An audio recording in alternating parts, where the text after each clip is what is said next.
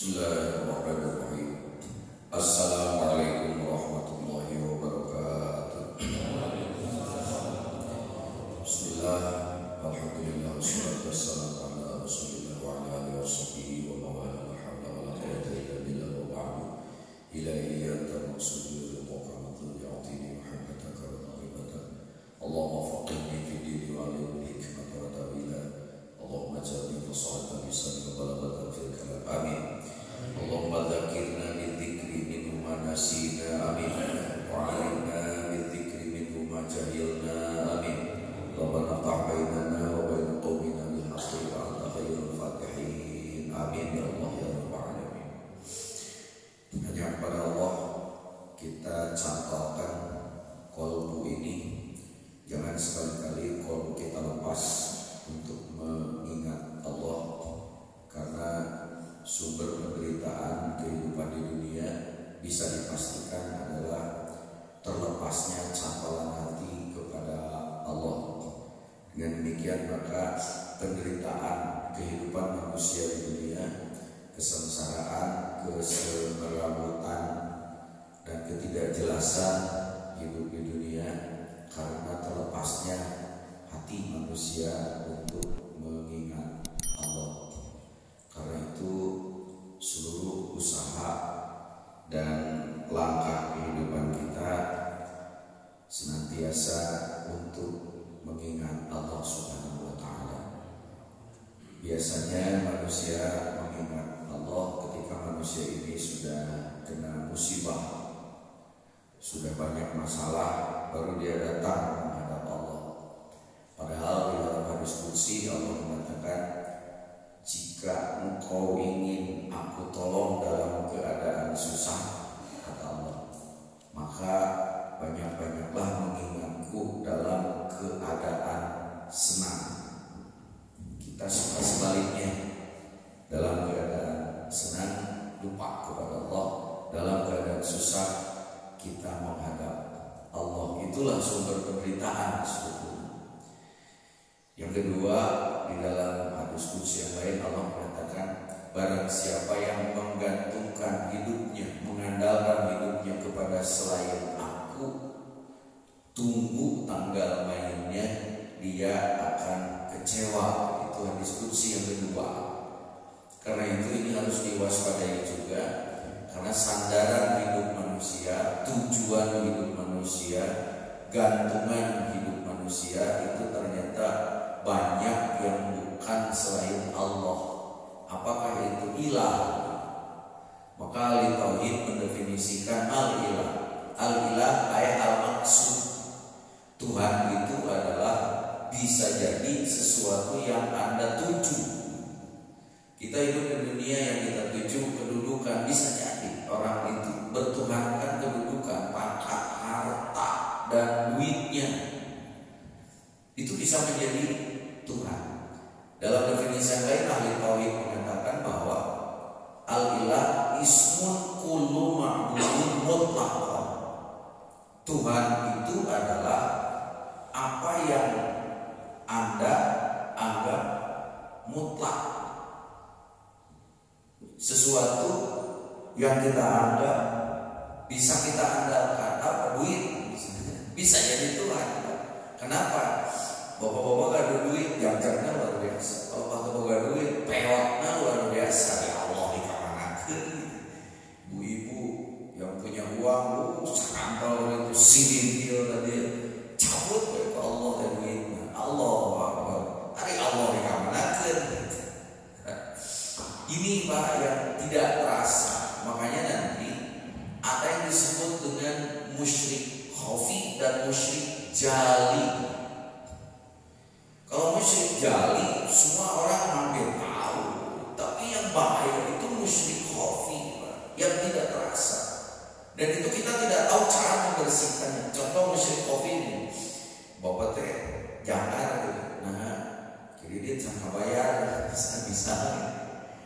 Kita berikan jangan itu tadi, dugikan ke migrain lihat Pak, terus berobat ke sana kemari tidak sembuh. Ayo tetangga mamparin obat migrain, pasikeun dituanglah Bapak.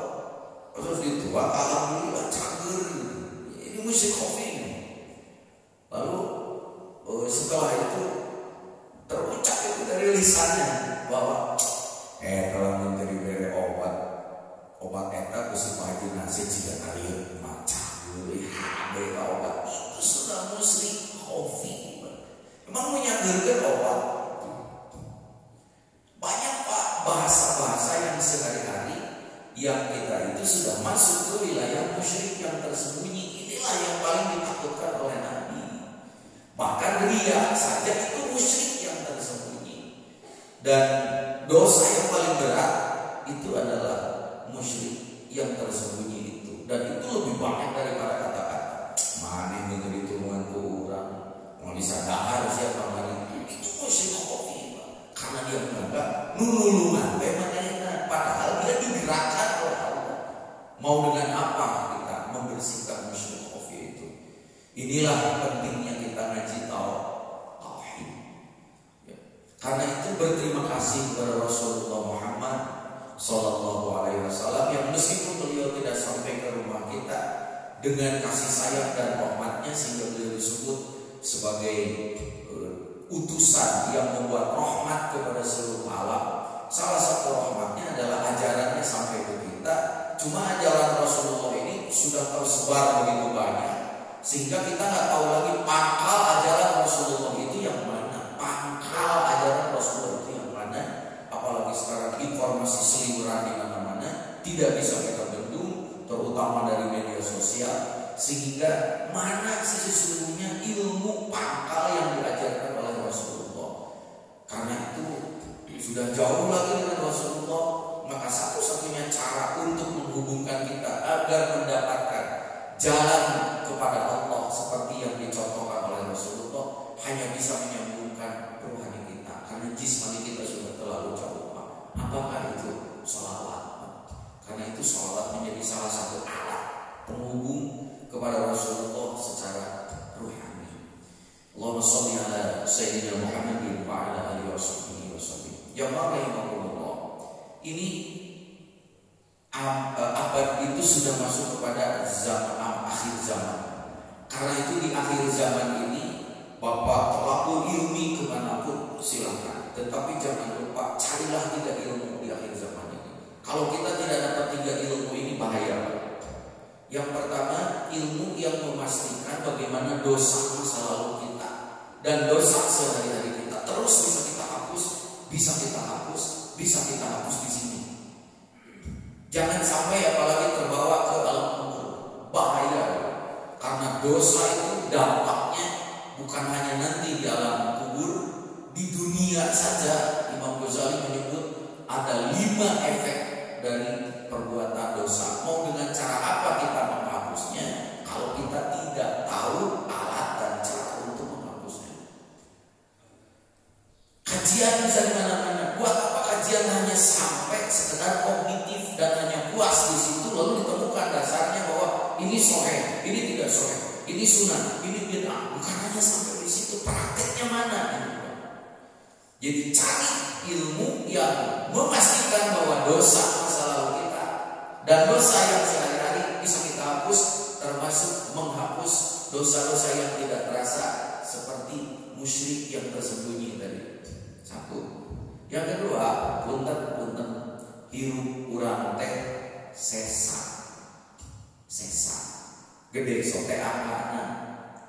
Metak dina Yasin disebat waman nu'amirhu nuna kishu. Ketika angkanya bertambah, hakikatnya tinggal sesakna. Di sana bapak-bapak ada dia, ayo 187 teh angka apa? Menjelas mah sesakna, sebab ulang sesakna teh apa? Nah, eta sesak kuota bisa dibaca, ai sesak umur bisa dibaca. Berarti kan pintar ini kalau kuota harus dibuka dulu, dia kuota saya tinggi. Bapak bisa ke eta ningali sesak kuota umur. Makanya untuk jamaah yang hadir pada subuh akbar ini, nanti kalau saling ketemu untuk saling mengingatkan, ulah nanya Kang, jak-jak saudara Yusuf lah itu. Nah, pasti disebut aku kakang sudah 87 tahun, udah salah nanya. Kumantu nanya, saya salaman untuk saling mengingatkan. Kang, saudara saya sana, pasti wa man nu'ammirhu nunajjishu. Ketika angkanya bertambah, hakikat adalah sisa kuota bisa dibaca, sisa umur menjadi masalah. Saya ada jamaah, beliau salah satu sisanya itu juga guru kami yang masih jam kerja, Pak. Jam 8 masih jadi juri, jam 9 masih ngobrol ngopi, berjalan dari tempat penjurian ke kamarnya. Mohon maaf, ternyata di situ dia pulang. Jadi mati itu bisa datang kepada siapapun setiap saat. Lamun kurang apa cara jalan pulangnya, dan kita mengatakan bahwa dengan gampang saja kita menyatakan bahwa asal dari Allah, pulang kepada Allah. Enak sekali mengucapkan kalimat itu, tapi perjalanannya tidak semudah yang diucapkannya. Kenapa? Saya S3, Pak, khusus meneliti di rumah sakit tentang orang-orang yang meninggal. Ternyata bukan main-main, itu hasil riset. Dari 1000 orang, hanya 7 orang yang bisa lancar mengucapkan kalimat untuk mengantar nyawanya kembali ke asal muasal. Dari 1000 hanya 7, Pak, bisa mengucapkan la ilaha illallah. Tergampang banget. Apalagi setelah kesananya, apalagi dosa yang tadi itu belum dihapus di sini, mau apa? Ya makanya cari ilmu yang kedua, bagaimana caranya hidup sisa ini diperbaiki baik menurut Allah, sehingga ketika ujung dari kehidupan nanti yang akan menagih kontrakan nyawa kita datang malaikat Jibril dalam keadaan baik, disebut dengan husnul khotimah. Jadi cari ilmu yang kedua, bagaimana caranya akhir hidup kita husnul khotimah. Pek yang ada mun temangi ilmu yang naon bapak capek-capek kekelilingan tol ilmi kalau mana. Kenapa? Bapak kaya, maut husnul khotimah, tidak ada harganya di hadapan Allah. Bapak jadi pejabat di dunia, mati husnul khotimah, tidak ada harganya di hadapan Allah. Berat itu, Pak. Dan husnul khotimah ternyata tidak simsalab itu. Itu bisa dipapatas. Zaman Rasulullah ada orang yang dia itu kaya, sehingga dia beramal di mana-mana. Munainan turun membangun madrasah, anak yatim, sedekah, di mana-mana. Dan sahabat-sahabat yang lain iri. Sampai dia ngadu kepada Rasulullah, ya Rasulullah, si eta beunghana luar biasa amalna di mana-mana, meureun amal oge tapi kasar gede Gunung Tihama. Gunung Tihama itu gunung yang paling besar di sana. Muncul urang mah juga gunung Malaya, mereka gunung amal. Ya Rasulullah, kayaknya dia meninggalnya masuk surga dan husnul khotimah. Apa kata Rasulullah? Belum tentu, kata Rasulullah. Betul, Pak, di ujungnya orang itu husnul khotimah. Contoh yang kedua, ada sahabat yang dia itu terus berperang, Pak, dan di dalam perangnya menang. Sampai dia bisa mempertahankan agama Islam dengan membunuh orang-orang kafir banyak sekali. Kata para sahabat, si lamun maut pasti syahid, dan syahid pasti masuk surga tanpa hisab. Ditanyakan kepada Rasulullah, kata Rasulullah, belum tentu. Apa yang terjadi? Benar, Pak, maut husnul khotimah. Gimana caranya? Karena dia sering perang kemana-mana, itu banyak luka. Sampai pada titik tertentu dia tidak bisa berperang lagi karena lukanya itu begitu dalam, dan akhirnya dia meninggal dalam keadaan husnul khotimah. Kenapa? Karena aral maut awakna watatu, akhirnya menderita. Apa yang terjadi? Bunuh diri. Jadi tidak bisa dipastikan sebelumnya husnul khotimah. Nah, yang berikutnya Bapak harus tahu ciri husnul khotimah apa. Kalau tidak tahu itu, Bapak tidak bisa ngalalakan diri. Kurang mau husnul khotimah jika nawan, tentunya tiga dulu pasti Islam itu agama pasti. Dan ketika kita mati husnul khotimah, tidak ada balasannya kecuali surga. Masuk ke surga tidak akan bisa kalau tidak ada melalui pintu surga. Pintu surga tidak akan bisa dibuka kecuali oleh kuncinya. Kunci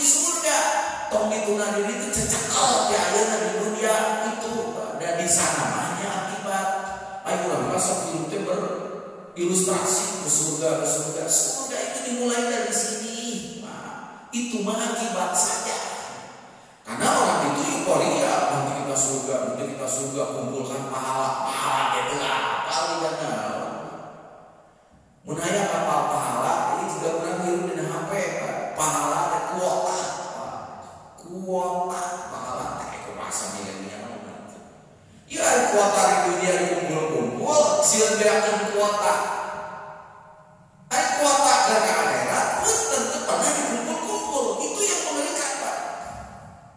Sedangkan Rasulullah mengatakan bahwa bekal di satu tempat akan berbeda di tempat yang lain, dan bekal di satu tempat belum tentu berlaku di tempat yang lain. Bapak Gadu Artos berharga di Indonesia. Naon mata uangnya rupiah. Asapang berharga ada rupiah teh.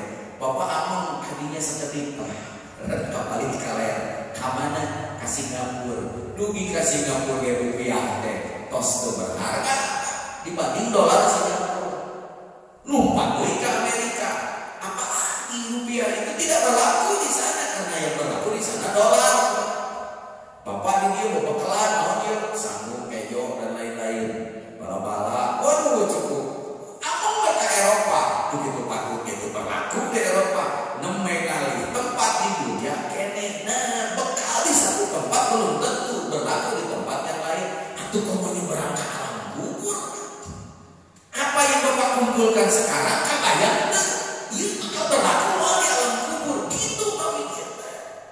Sedangkan manusia itu mati-matian mengumpulkan sesuatu yang tidak akan pernah dibawa mati. Jadi dikumpulkan kurang itu adalah taruh saya coba bapak kan udah deposito memang laku kayak di dinya ilah di alam kubur deket di alam kubur disebut alam amsal. Nu di dinya baca kita bakal laku bapak berbeakan yang mengumpulkan eta. Inilah yang harus kita tafakuri bersama. Kenapa? Tadi yang pertama kita itu harus memikirkan tentang ilmu anu sok, punten. Ilmu anu bisa mupus dosa masa lalu seperti yang Nabi berikan kepada para sahabat, dan sahabatnya itu bukan orang-orang seperti kita. Nah, berguna gimana disebutkan jahiliyah. Ini dia berenang tukang judi, judi nggak bisa kita saluti. Eta mah hatinya judi, zina, rampok. Tapi kenapa mereka pada mau masuk Islam? Karena ada jaminan. Jaminannya apa? Muhammad mengurang masuk Islam. Namun jaminannya sama tukang neraka. Cek Nabi dosa masa lalu mana masuk Islam dihapus. Menang eta ya, Bapak. Kajian amun oke. Habis kalian sokai dua ini sunnah ini bid'ah. Prakteknya bro mana? Ini ilmu praktek sekarang itu yang dibutuhkan. Bukan hanya kajian. Kumaha kita praktek menghapus dosa. Jeung ilmu naon anu diwariskan ku kanjeng Nabi ka para sahabat. Sehingga para sahabat tidak yakin dan mereka berubah total 100%. Bahkan jadi ahli-ahli makrifat kepada Allah. Nu imanna teu coplok deui dibere ilmu naon ku Nabi. Itu, Pak. Kenapa dosa? Begini, Pak. Waktu itu saya pernah menceritakan salah satu hadis. Yang hadis itu Rasulullah bertanya kepada si setan. Setan ke ngembur, Pak. Mudah-mudahan setan tendunutan. Kalau betul. Ada setan lagi ngembur. Rasulullah mana ke ngembur? Mohon ya Rasulullah. Jawab pertanyaan kuring. Maka ya Rasulullah, karena saya sudah berjanji kalau engkau yang bertanya aku akan menjawab dengan jujur. Kamu menghancurkan umatku dengan apa? Sehingga ajengan jadi bajingan, pejabat jadi pejabat, nutukan ibadah bikin kadolataran tapi sholatnya, zakatnya, puasanya, hajinya tidak bernilai. Kamu menghancurkannya dengan apa?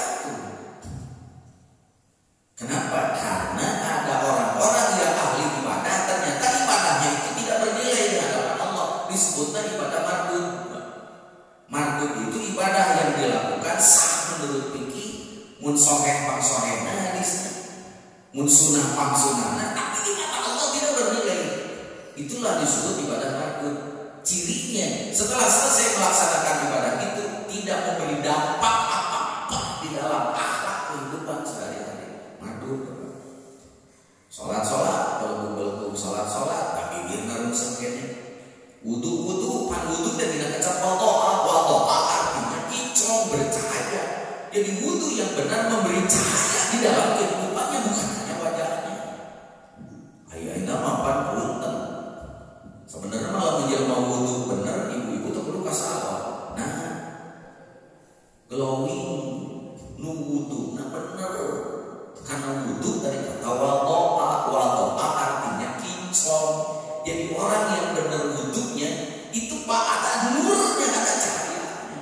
Orang pak wudu berkali-kali bener tetap rumah, akhirnya lupa kasawat. Nah, kita sini glowing. Mana ini glowing? Nah, wudu itu harus memberi cahaya di dalam kehidupannya. Minimal tuh Pak. Wudu tekan sunnah teh mimiti kekemes heula, begitu kekemu teh punten membersihkan kotoran di mulut. Tai giginya enggak ada, nafasnya jadi wangi.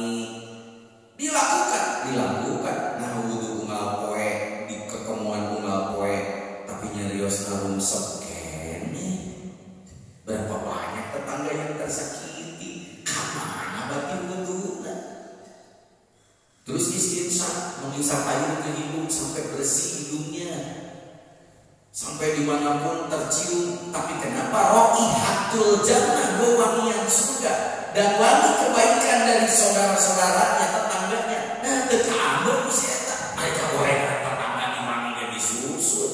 Kemana bati wudu? Kita wudu terus mencuci mukanya dicuci tiap hari. Tapi kenapa di hadapan Allah mukanya masih lebih tebal daripada muka badan? Halo? Tafakuran Pak, berarti ada ibadah syariat yang secara ritual terlihat tapi tidak berdampak di dalam akhlak. Apa bedanya dengan sholat belum, sholat hati bertegas kene. Kemana bati sholat? Ini yang harus ditafakuri sekarang. Dan itu adalah orang-orang ahli sholat, ahli ibadah, dan perlu penceramah, tapi ngomongnya rungsep, detik-detik kufur, detik-detik bid'ah, detik-detik benar kamu. Tapi katanya Pak ngomongnya ini kemana akhlaknya? Ini yang harus ditafakuri. Ternyata setan itu menjawab, aku hancurkan umat Muhammad ahli kuni bidunu. Aku hancurkan umat Muhammad sekalipun dia ahli ibadah, bagaimana dia tergelincir untuk berbuat dosa. Makanya dianggap enteng dosa itu. Imam Ghazali mengatakan dosa itu yurisul hirman, menimbulkan kegelisahan. Yang berikutnya adalah membuat manusia itu keras hatinya. Bagaimana keras hatinya? Saya tadi dibenarkan, tapi mana tukang dalil. Nah, makanya ada yang disebut dalam hadis innal qalba la tasda'u kama yasda'u bihil hadid. Qalbu manusia itu bisa berkarat seperti berkaratnya besi. Apa yang membuat manusia berkarat qalbunya? Dosa. Apalagi dosa itu membuat manusia itu berat untuk beribadah, tapi karena haram jadah panjang-jangna. Itu kata Imam Ghazali. Jadi hati-hati, orang boga awak di bawah ngaji, dia karena 5 menit. Tuluh naoge nu bilang di bawah gapleh mereka isu molotot si gorowo. Ya Allah, kenapa bisa begitu? Yurisul hirman Imam Ghazali. Yurisul hitlan, bahwa orang itu sudah bisa dipastikan qalbuna energi dosa itu lain energi kasolehan. Jelas kata Imam Ghazali. Nya juga di ya masjid 2 lengkah dina sukuna dan tembak bisa ieu. Nah ringa goes panglayang tapi kabalik dibuat oge nepi mah. Manteu arti ku meja. Tatangga urang ieu 2 lengkah ka masjid naon esena. Da beurang atuh sukuna teh. Nah ringa goes leumpang di topikeun ka GBL nepi. Oh gawe cok di jalan dan asup ka masjid da dieu. Teu daek ka kakana nepi ka dinya di dinya ditu betah. Cirina Jumaah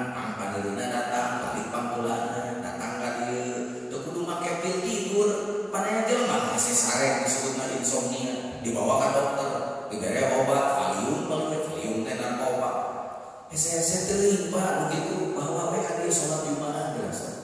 Tuh kudu dibawa ke dokter. Kunaon eta awak teh lemah juga gitu. Ibarat Cina di jero ibarat dosa unggul.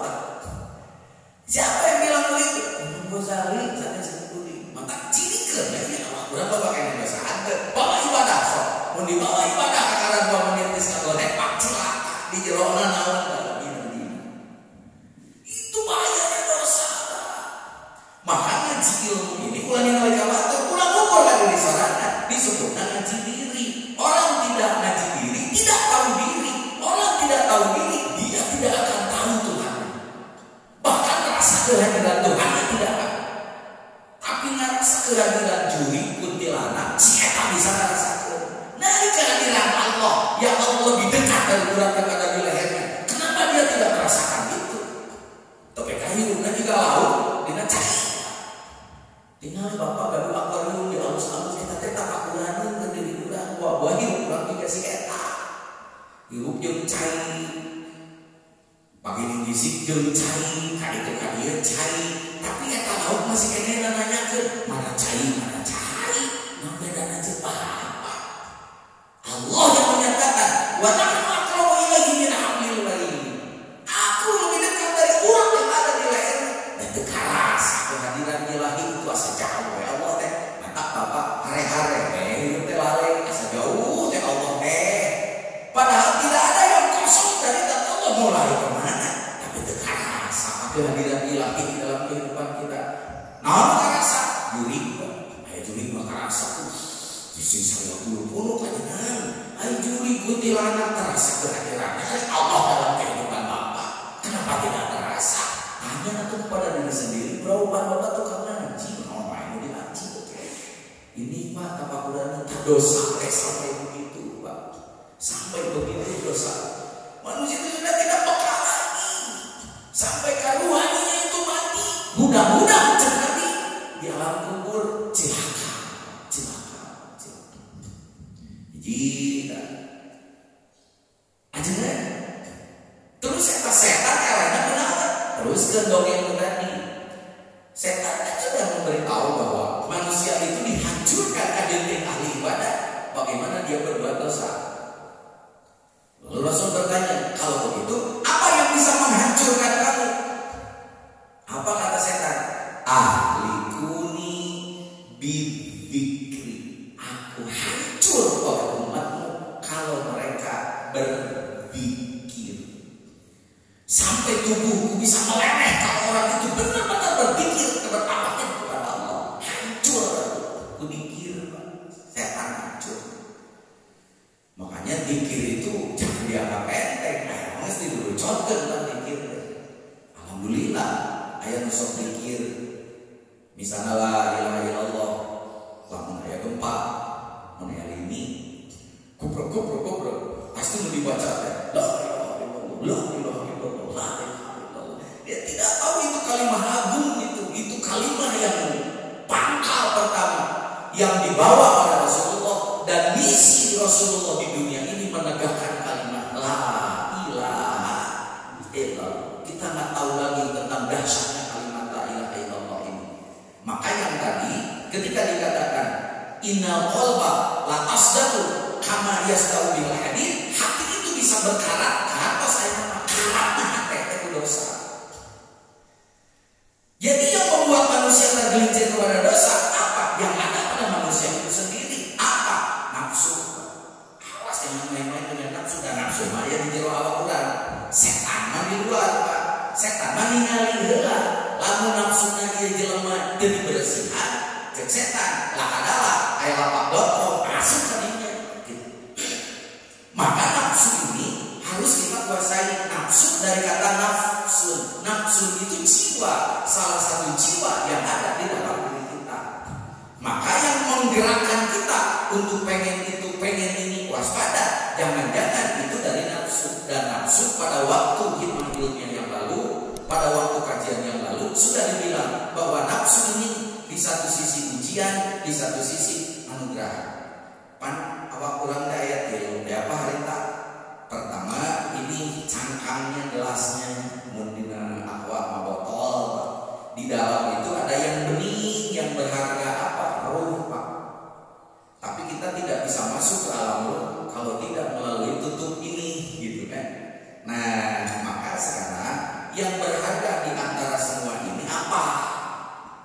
Usina Pak, aya gelas untuk saya, buat apa saya dikasih gelas kosong?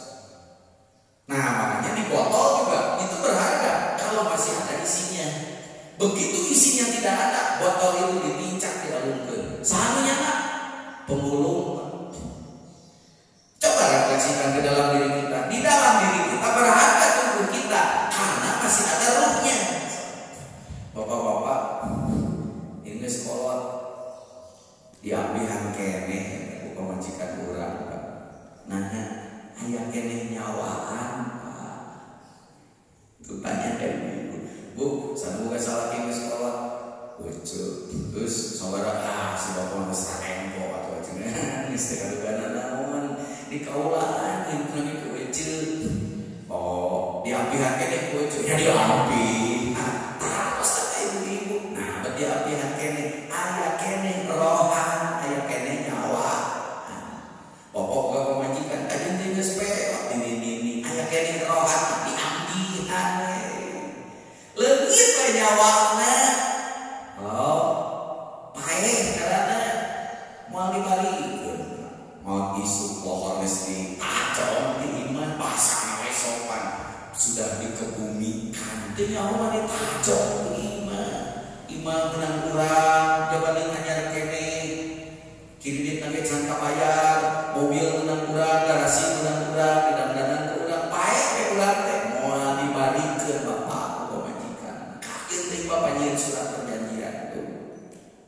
Halo coba teh kalau mau bapak mawat bayar nama baikeun dengan bapak kalau bapak dikubur mati upeting we heula lebar komo pemajikan geulis kene. Oh, siap ditajong urang kabeh pemajikan. Apa yang berharga? Karena ada rohan kene. Ruh inilah yang membuat kita berharga. Ruh inilah yang tidak pernah kita santuni. Ruh ini kotor. Oleh apa? Oleh dosa. Di mana cicingna dosa? Dina tutup eta. Yang membuat seluruh hidayah itu tidak pernah bisa masuk ke alam ruh kita. Hidayah, taufik, nur, doa, apapun yang berbentuk mengandung energi spiritual itu Pak masuknya ke dalam ruh dan itu sebagai santapannya, makanannya ruh disebutnya kutur ruh atau kutur qulub, nutrisi rohani. Maka soalnya disebutnya santapan roh. Urang pas santapan rohani dianggap enteng, paling saminggu sekali, sasubuh sekali. Nah, santapan jasmani sapoe tilu kali. Jasmani itu tidak akan pernah engkau bawa. Dan tapi kekuburan. Makanya lamun sholat nandalkeun jismani hukum, sholatna tapi karena saja apa? Ulah nandalkeun awak hukum, hanya we sakala religius. Sedekah nandalkeun awak hukum, tapi kan torobat teu nepi ka rohanina. Naon kuotana teu aseup, Pak. Tapi beak kapuna ya kumaha? Ini yang harus kita tafakuri bersama. Maka ibadah rohani jangan pernah engkau abaikan kata Imam Ghazali. Karena rohani akan menderita, menjebak saya kekurangan kuota. Ketika dia pulang ke sana, dia